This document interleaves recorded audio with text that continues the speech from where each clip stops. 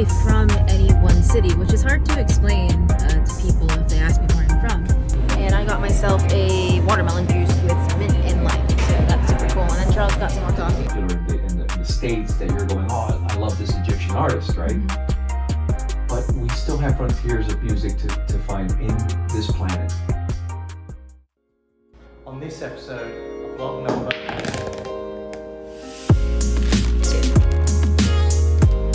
Bit of truth time for you here. I came to this realization earlier in the week when I was thinking about shame and how it affects me on a day-to-day basis, and many other people that I know. I've always been a good student, just because I sat down, shut up, and learned. But it never felt like my true calling, and I thought about it, and I was wondering why, and then I finally made the unlock that I think the reason that I was a really good student is because I couldn't handle the shame of not being a good student. In my culture, it's a pretty important thing to be a good student, and I guess that mindset perpetuated itself in me particularly.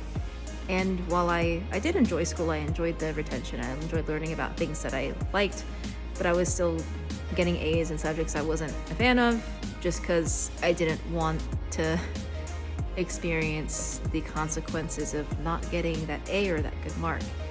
And it's not that my parents were overly, harsh is the wrong word, but they were achievement oriented like the stereotype can dictate, but I think it's partly because they knew I could do it, and partly because they wanted to see me succeed given the chances that they'd given me, because living in America, living with these advantages that my mom didn't have growing up because she grew up in the Philippines, like that all makes sense to me now as an adult, and I understand why they pushed me so hard sometimes when I didn't want to be pushed and when I was afraid and I was worried that I wouldn't make it. They pushed me to do a lot of things that actually made me grow as a person, but I feared the shame of getting a bad mark rather than the good feeling of being a good student. So wanted to share that with someone out there, and maybe you feel the same way and there's someone else out there who feels the same way.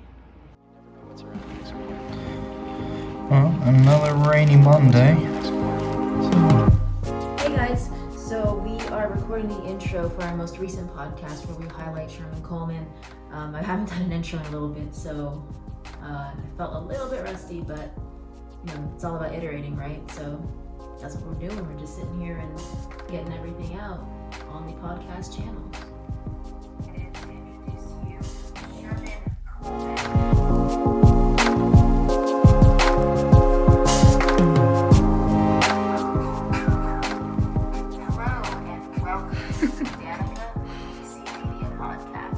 Every time. The sun is finally out. Tuesday, the sun is finally out.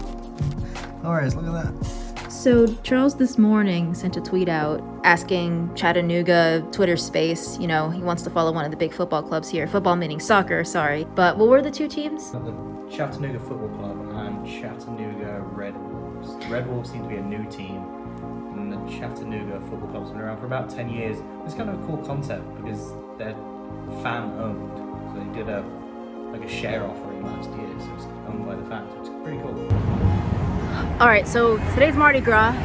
We found out today, and it's a nice day to go walking, it's about 65 degrees. We found out today that there is a crepe place about a 10-minute walk from us, and the crepes look pretty legit. I mean, we spent a lot of time in France, and England's big on crepes too, so there's a lot riding on this crepe place. American pancake in the US is called a Scottish pancake. Yeah, isn't that confusing? An American pancake, so the thick ones that we have, are called a Scottish pancake. We'll have to see how this goes.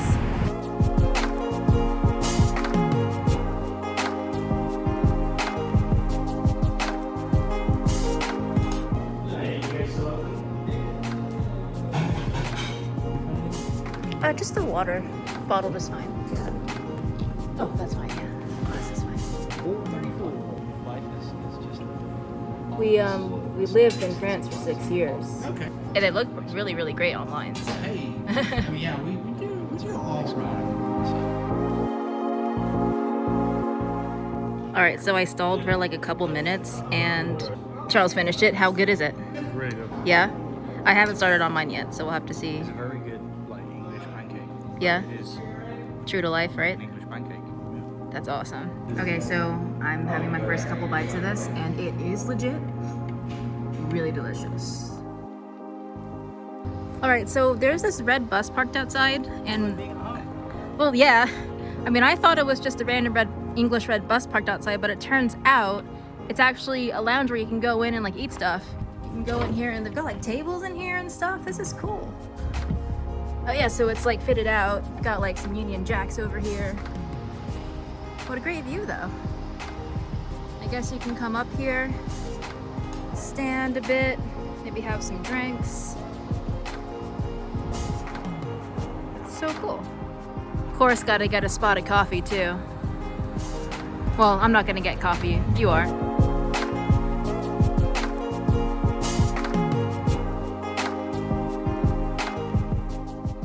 All right, so we are at the Local now. It's a juice bar and healthy eating kitchen here.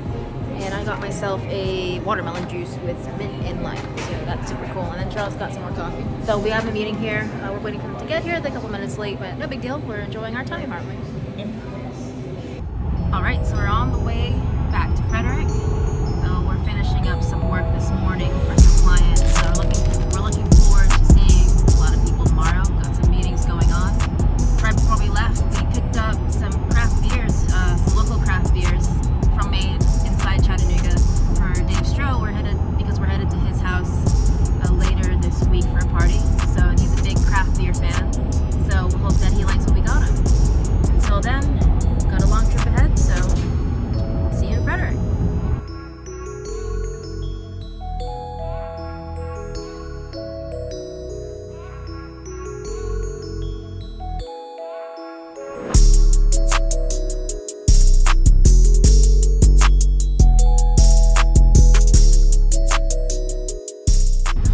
JMU. This is where I went for the first 2 years of college. All right, we made it. Good morning. Morning. So we got in at like 2:30 a.m. and went straight to bed, and now we have a meeting at 9 in downtown Frederick. Start to a busy day. Yep. It's an area with a bunch of like restaurants, boutiques, movie theaters there, some clubs. It's a nice, which is not far from Georgia Tech. So I actually live in that area where Amtrak was here, Union Station was like 4 blocks away, Georgia Tech was like 6 blocks away. All right, we finished in downtown Frederick with our meeting, and we are off to do a buttload of errands. Yay! No, a couple of errands for our 1 o'clock meeting in Rockville. So I wanted to share a bit of a fun fact about the both of us.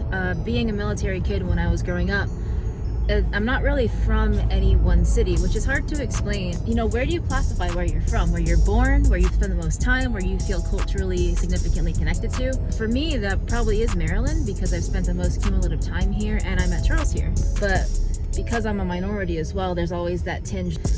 But for Charles, you have a similar situation, because you were born in the UK, you consider yourself from the UK, but you don't have a birthplace or a hometown as such, right?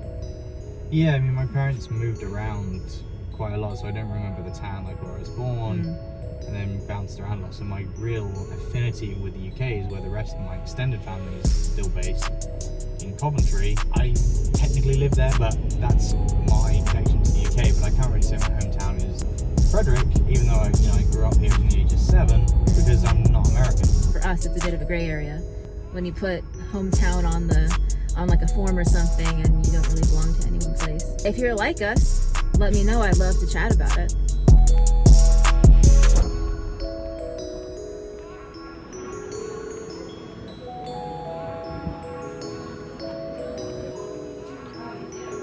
I love finding Nemo.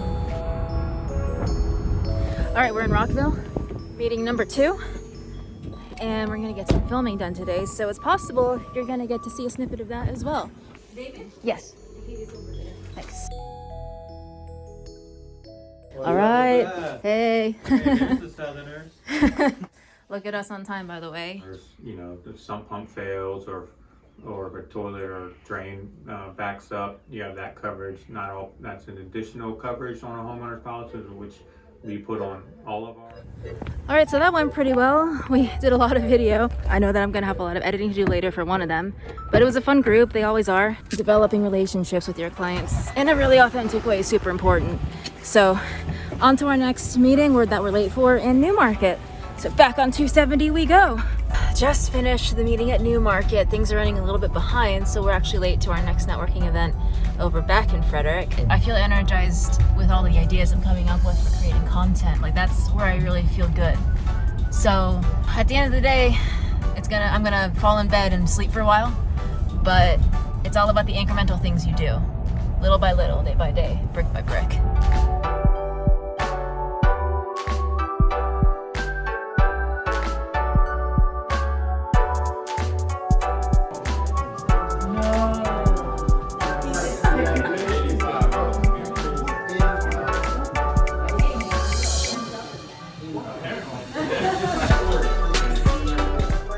So I'm here with Marie from Marie Greenbank Days, but I say that because that's her handle, but it's actually Greenbank Business Services. we see each other a lot in the Frederick circuit, and so you deal a lot with holistic wellness, alternative wellness, but you do deal with other. I deal with other industries as well, so I do accounting, tax, and consulting services. So say someone's in the wellness space and they're thinking, hey, like, I'm a Reiki master, I'm good at this, I'm going to make a business. What's something going into it that they should know as a financial professional? How they want to organize. So don't just tumble into it, give it some actual research. Actual research, know what you're doing. All right, so finished the networking event, grabbed some dinner, and then went straight back home to get some work done. It's now 10:44, so hopefully I get done with this before too long, because I'm pretty tired. But day in the life, am I right?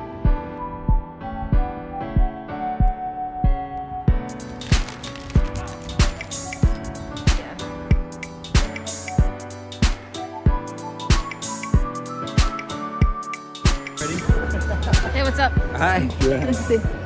You know, you always look at the picture of the camera. Huh? You always got a camera. Yeah. That's my life, man. That's my life. Okay, we just had a good meeting with Jerry Bory, who's the chapter director of Startup Grind, which some of you guys know that we're involved in. They're not just a card exchange. That's what we really loved about the organization. You know, I think if you go in as this shark, people are going to be really turned off by that. If you can go in looking for friends and as a side effect you can get some business, that's great. So now we're on our way to a meeting with a friend of ours. He's a bit of a music producer. We're going to go meet him, record a podcast talking about, you know, how do you stand out as a musician, as a producer. So it's going to be really fun. So if you have a product that touches you on an emotional level, it's probably a more powerful presentation of that product, or whatever that is, than just the actual, you know, synthetic forms of whatever that product are. Music that's like so popular in the States that you're going, oh, I love this Egyptian artist, right? But we still have frontiers of music to find in this planet. If they're not your story, or if your story wants to change, you have to let that go so that you can pursue some new opportunities and new options. So we had a successful podcast with Bernadette Wagner of Primetime for Women. So we're driving now from Hagerstown to Thurmont on our way to see Rebecca Lachance. She's got so much wisdom about balancing business and art.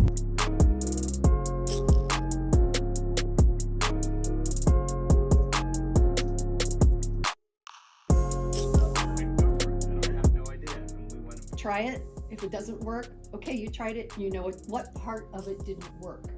What part of it did work. All right, it is 12:16 Saturday. Brings us to the end of vlog number 2. Been a pretty busy week. Another early start for Sunday morning, but we'll deal with it. Yeah, taking care of the last few minutes stuff on the computer to wrap up the week. But yeah, it's been a good week, successful couple of days. Yeah, we've been on it, really efficient with our time, but man, am I tired. Yeah, it's tired, but you know, we've worked hard. We deserve to be tired. Yeah, I feel like we've earned our rest tonight. Anyway, well, thank you very much for tuning in to vlog number 2. And yeah, we'll see you next week. Hope you're crushing it. Tomorrow.